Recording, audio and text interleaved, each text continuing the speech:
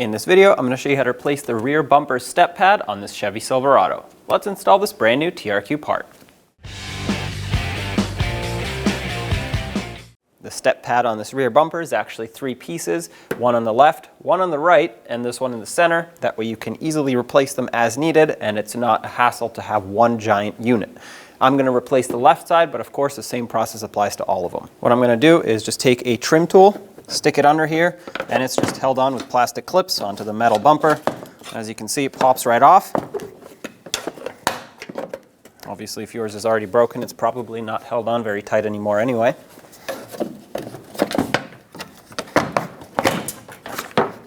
Okay, there it is. I recommend wiping all of this down to get rid of any sand and debris buildup here.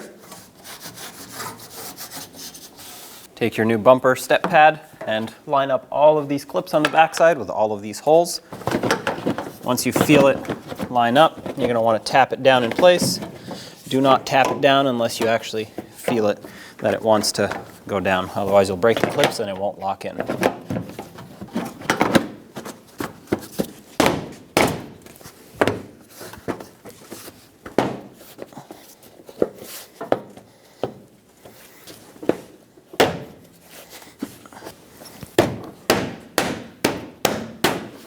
Make sure all of the retainers are clipped in. Now let's go on the far corner. My old step pad did not have a push clip, but it's supposed to have one. So let me show you where it goes. Right on the corner here on the bottom, insert the push clip. If your original one broke, make sure you get a new one so this end doesn't flop around as you drive. Lock it in, and there you go.